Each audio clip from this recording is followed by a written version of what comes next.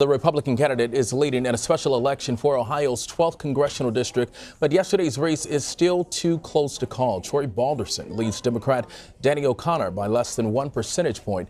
The margin is too large to trigger an automatic recount, but there are still provisional and absentee ballots to be counted. The tight race in a district won by President Trump in 2016 by double digits is giving Democrats hope in retaking the House come November. But President Trump appears confident. Today he tweeted, "As long as I campaign or support Senate and House candidates, they will win." He even predicted a red wave.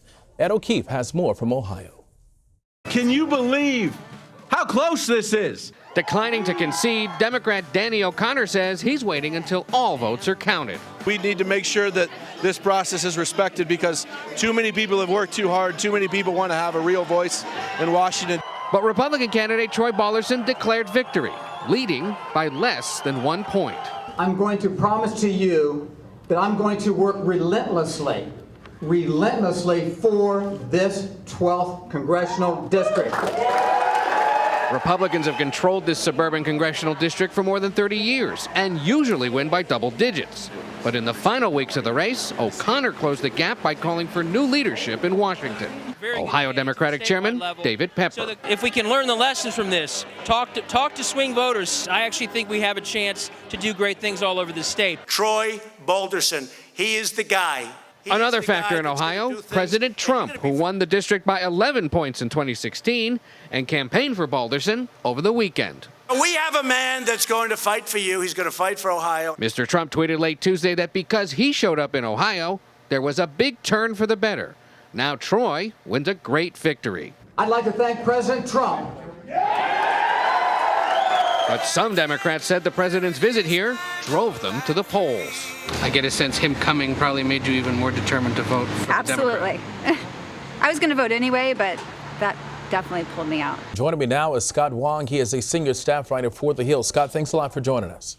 Thanks for having me. All right, let's start with the Ohio special election. What's the key takeaway from how close this race was? I think the key takeaway is that it should not have been this close at all.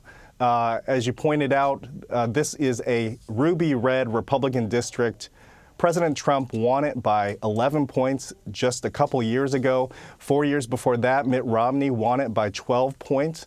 And so this really should not have been a close competition at all. The fact that Democrats are competing here and almost stole that seat from Republicans that had been in Republicans' hands for nearly 40 years suggests that the energy and excitement is on the Democratic side, and that bodes well for them in November. Scott, other candidates endorsed by the president in places like Michigan and Missouri won their primaries outright. So how much do you expect Republicans to seek the president's support heading into the midterms?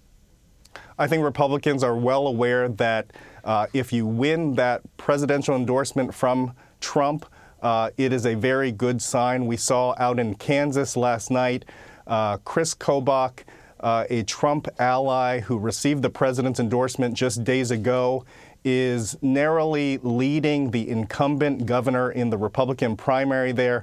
Kobach, of course, is a conservative hardliner, an immigration hardliner who's very close to the president, who has the president's ear.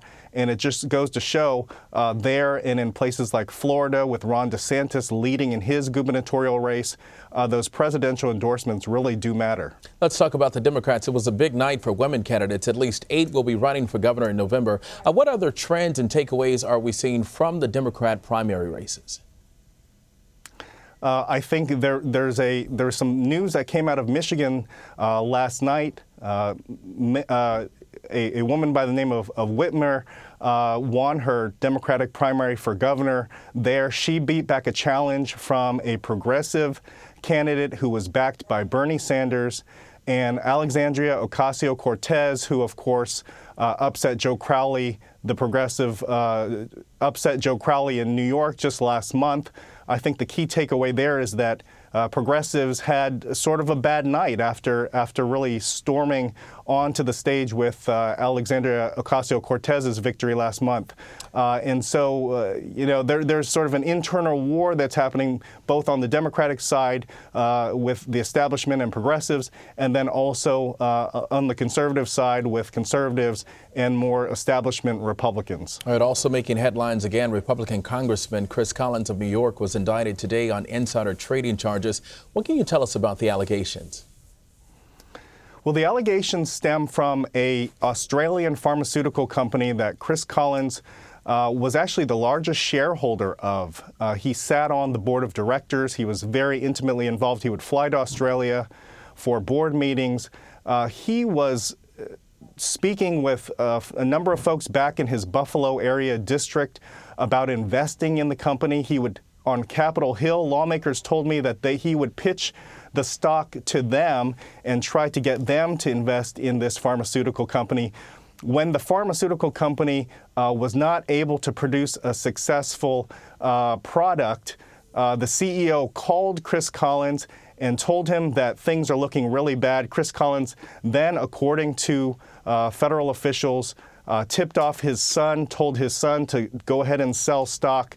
That triggered an avalanche of other investors, a flurry of phone calls between other investors, including Chris Collins' son's father-in-law. All three of those men were indicted just this morning, and we also hear that Chris Collins has turned himself into the FBI this morning amid these charges. All right, Scott, it's no secret that Collins was the first sitting member of Congress to endorse Trump for president. What political fallout do you expect to see from this case? That's right. Reporters often go to Chris Collins to find out sort of what the president is thinking on any given issue.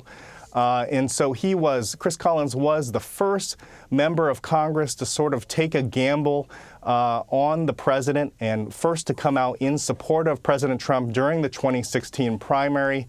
It is a key member of the Trump sort of group of loyalists on Capitol Hill. And so, the president, I'm sure, is paying attention to this. There's rumors and suggestions of whether or not Trump might pardon Chris Collins, as he has done for some of his other political allies, like Sheriff Arpaio out in Arizona. But what's interesting is this is Trump's Justice Department going after a sitting member of Congress, and not just any sitting member of Congress, one of Trump's top allies on Capitol Hill. All right, Scott Wong in Washington. Scott, thank you. Thanks so much.